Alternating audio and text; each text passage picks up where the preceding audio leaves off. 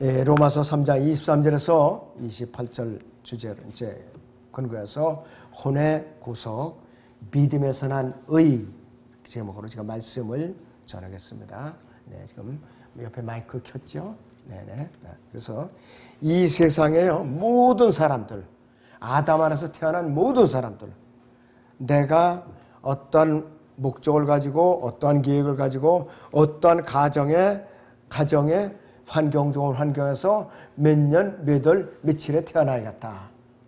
이렇게 태어날 수 있을까요? 이거 불가능한 거예요. 절대로 불가능하다. 어떤 사람은 가난한 집에 태어날 수도 있고 어떤 사람은 또 완전히 완악한 불신자 집에서 태어날 수 있어요. 또 어떤 사람은 어느 재벌의 집안에서 태어날 수도 있어요. 또 어떤 사람은 완전히 정말로 질병을 가진 부모 사이에서 태어날 수도 있는 거예요. 우리는 태어남에 대한 선택권이 없어요. 아무도 없어요. 선택권은 나에게 있는 것이 아니에요.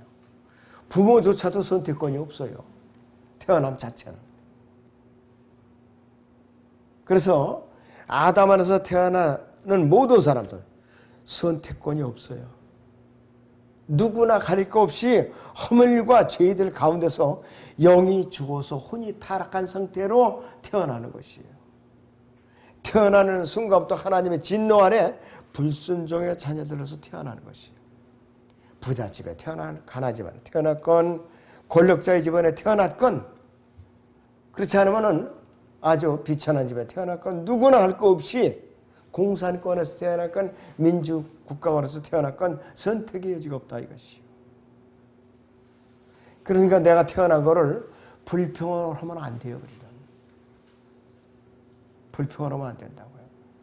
그렇다면은 죄의 의미가 뭐냐 이것이요. 여러분들 아시겠지만 이 시간에 죄의 의미가 무엇인지 복습을 좀 하고 넘어갈 필요가 있어요. 자, 3장 23절에 보니까 이는 모든 사람이 죄를 지었으므로 하나님의 영광에 이르지 못하다가 그랬어요. 모든 사람이 죄를 지었다고 그랬어요. 그래서 이 시인이라는 말인데요. 헬라어의 원래 의미는 발음 자체가 하마르티아라고 그랬고 화살을 시위를 당겼을 때 관역에서 빗나가 버리는 거예요. 이건 뭐냐? 하나님의 기준에서 빗나가 버렸다 이것이에요. 그러니까 이 단어의 의미가 성경 여러 군데 신구약 여러 군데서 다양한 표현들로 나타나고 있어요. 첫째는 어떤 것이 있느냐? 선과 악 사이에 하나님께서 두신 경계인 율법을 밟고 넘어가는 것. 이게 죄의 정의예요. 한편으로는. 두 번째는 하나님께서 금지하신 것으로 명시가 되어 있든 명시가 되어 있지 않든 어떻게 되느냐? 본질적으로 잘못된 행동이에요. 그리고 옳은 데서 벗어나가는 거라 이것이. 세 번째는 목표를 빗나가는 것. 하나님의 기준을 갖다 충족시키는 데 실패한 거예요. 그 다음에 또 무엇이냐? 하나님의 권위의 영역 안으로 자신의 의지가 침입하는 거예요. 하나님의 권위 영역 안으로 아담에서 타락한 인간의 권위가 침입해버리는 거예요. 그것이 바로 어디에 있느냐? 에베소 2장 1절을 같이 보겠습니다. 에베소서 2장 1절을 보겠습니다.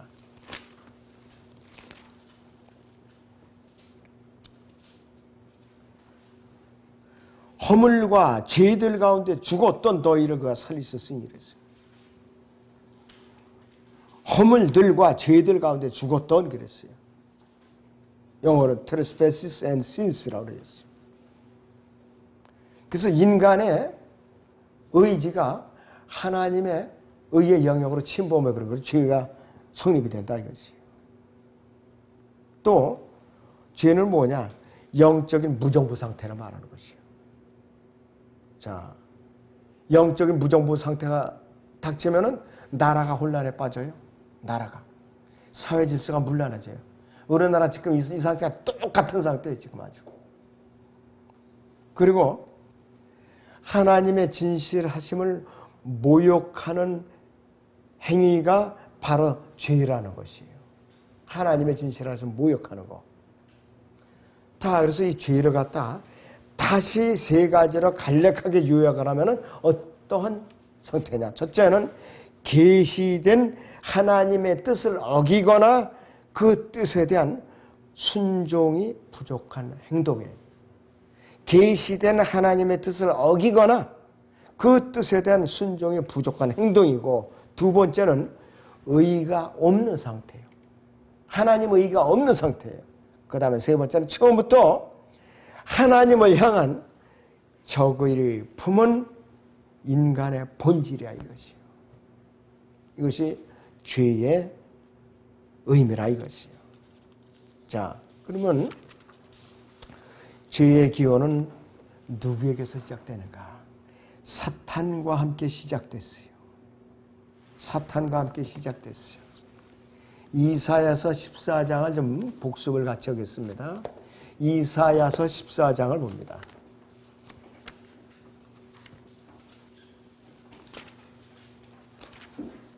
12절에서 14절을 보죠.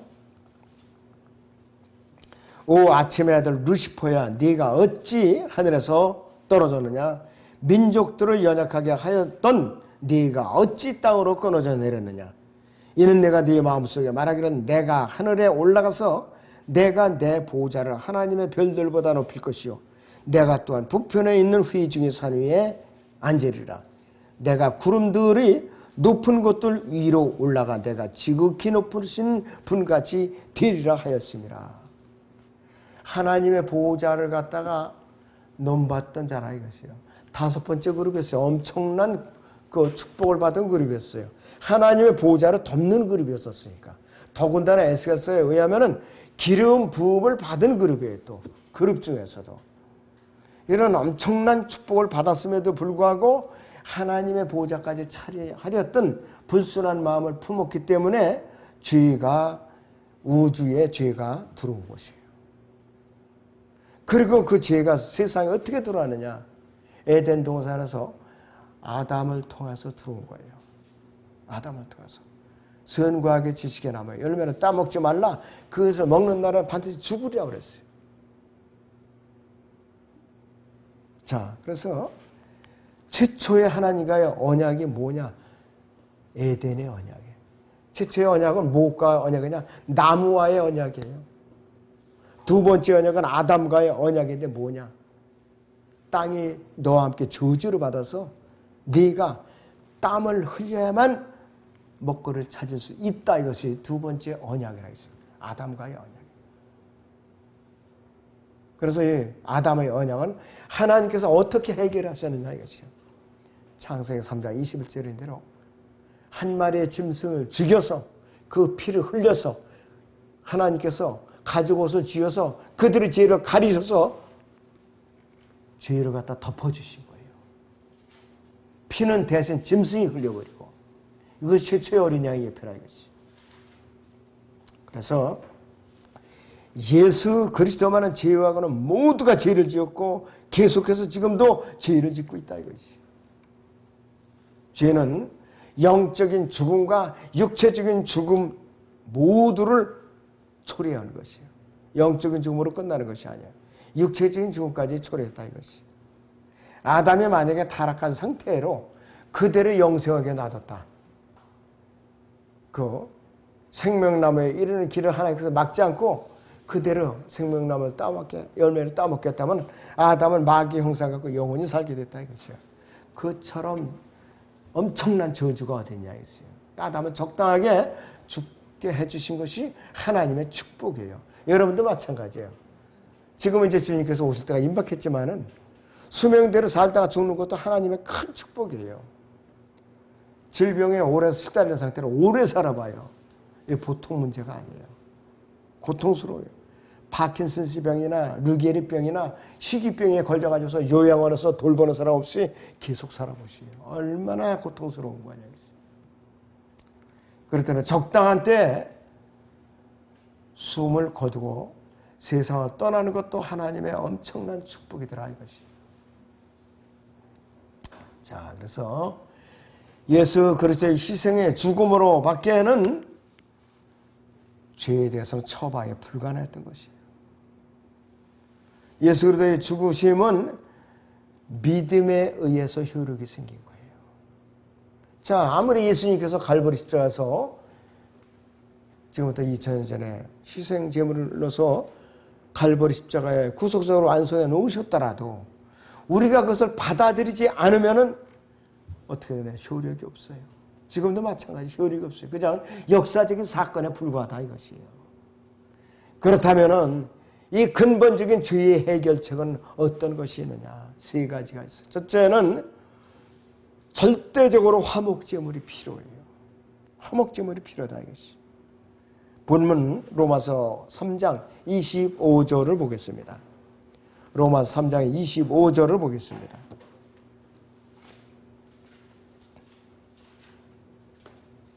하나님께서는 그의 피를 믿는 믿음을 통하여 그를 화목제물로 세우셨으니 이는 하나님의 오래 참으심 가운데서 이전에 지은 죄들을 사하심으로 인하여 그의 의를 선포하려 하시며 이렇게 말씀을 하고 있어요. 아담 안에서 타락한 상태에서 하나님의 형상을 잃어버리고 마귀의 형상으로 타락한 상태에서 태어난 모든 죄들은 하나님의 진노 아래 놓여져 있기 때문에 화목제물이 절대적으로 필요한 것이에요. 화목제물이.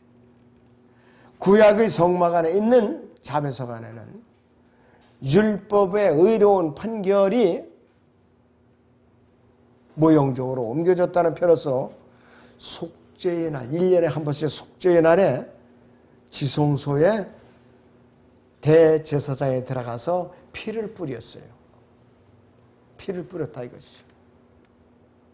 그래야만 대제사장을 비롯한 이스라엘 백성들의 죄가 용서가 된 거예요.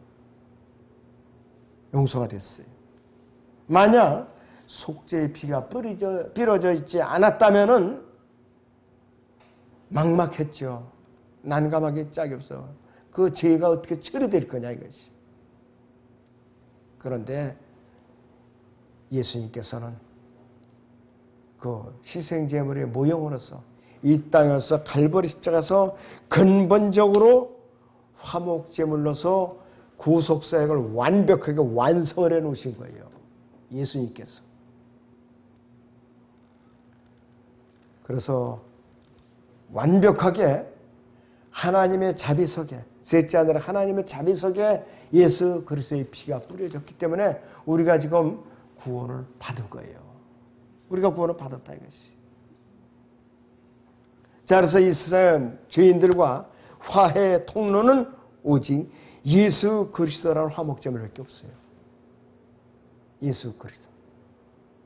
그러니까 요한복음 14장 6절에 있는 대로 오직 예수 그리스도를 통해서만 하나님 앞에 나갈 수가 있다 이거예요. 다른 이름으로는 나갈 수가 없어요. 요한일서 2장 2절을 보죠.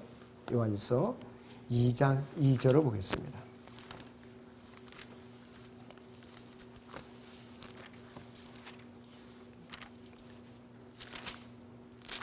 네, 요한일서 2장 2절을 보시면은 이렇게 말씀을 하고 있어요.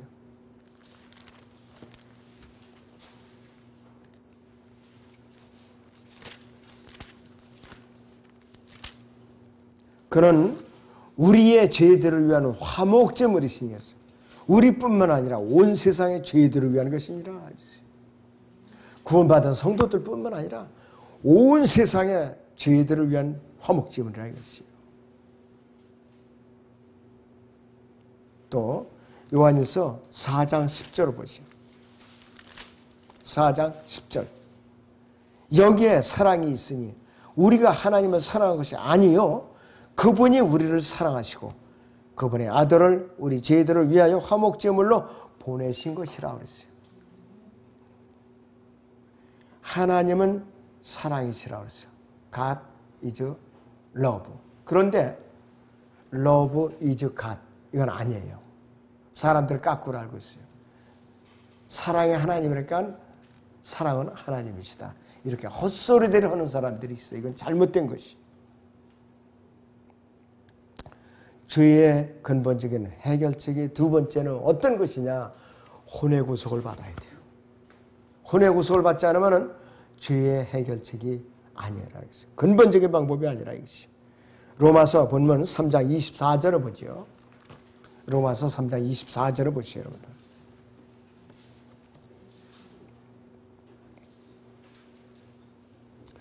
그리스도 예수 안에 있는 구속을 통하여 그의 은혜로 값없이 의롭게 되었습니다. 그래서 예수 안에 있는 구속이라고 했어요. 예수 밖에 있는 구속은 수백만 가지를 동원해도 아무 효력이 없어요. 혼의 구속은요, 값을 지불하면서 구출하는 것인데 예수 그리스도의 희생이라는 예수 그리스도의 희생제물을 통해서만 가능한 것이에요. 인간의 피를 가진 어떠한 희생제물도 소용이 없어요. 하나님의 피를 가지신 육신을 입고 이 땅에 오신 예수 그리스도의 피로만 가능하다 이것이요. 이 세상의 모든 죄인들은 아담 안에서 태어난 모든 죄인들은 죄 아래 팔려있는 자들이에요. 마귀의 노예들이었다 이것이에요. 지옥 형벌이라는 영원한 사형 선고가 내려진 사람들이. 그러니까 죄인들의 혼의 구속을 받는 유일한 해결책은 모든 죄인들을 위해서 갈보리 십자가에서 대서 죄를 흘리신 예수 그리스도의 피밖에는 아무 해결책이 없어요. 죄인들에 대한 혼의 구속은 예수 그리스도의 희생에 의해서만, 그분의 능력에 의해서만 이루어지는 것이에요. 예수님께서 그 값을 지불하셨어요. 핏값을 갈보리 십자가에서 지불하셨고 성령님께서는 혼의 구속을 집행하시는 분이에요. 바로. 언제 일이 이루어지느냐? 누구든지 복음을 듣고 예수 그리스도를 구세주로 믿고 영접하는 순간에 혼의 구속을 받는데 바로 성령님께서 혼의 구속을 집행. 그 순간에 혼이 구속을 받고 또 성령으로 아담에서 죽었던 영이 다시 태어나더라 이것이요. 거듭나는 거 집행자가 성령님이에요. 등에 뜨뜻한 불덩어리 받아서 해결되는 게 아니고, 어제 성경 공부할 때 사도행전 이제 2장 공부하면서 이제 공부를 했는데 우리 학생들이 깔깔대고 웃더라고요. 자기들은 너무 무식하게 몰랐다 그러면서. 방언에 대해서도 이렇게 속 시원하게 또 이제 설명을 듣고 나니까 아유, 이제 무당짓 안 하게 생겼다고 이제 그러면서 아주 좋아하더라고요.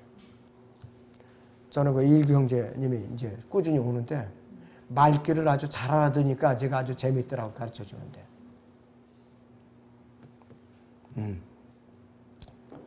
자, 죄의 해결책 세 번째 마지막은 하나님의 의를 전가받아야 돼요. 하나님의 의를 내가 전가를 받아야 되는 것이. 로마서 3장 26절을 보겠습니다. 로마서 3장의 26절. 곧 이때에 자기의 의를 선포하심은 자신도 의롭게 되시고 또한 예수를 믿는 자도 의롭다 하려 하심이니라 이렇게 말씀을 하고 있어요. 자기의 의는 뭐냐? 하나님께서 예수 그리스도를 믿는 죄인을 값없이 의롭게 하시는 데 있어서 그분 자신의 율법과 거룩함에 어긋나지 이제 않는 그 기준인데, 여기서 하나님의 의는 누구냐? 바로 예수 그리스도예요. 로마서 10장 4절을 보겠습니다.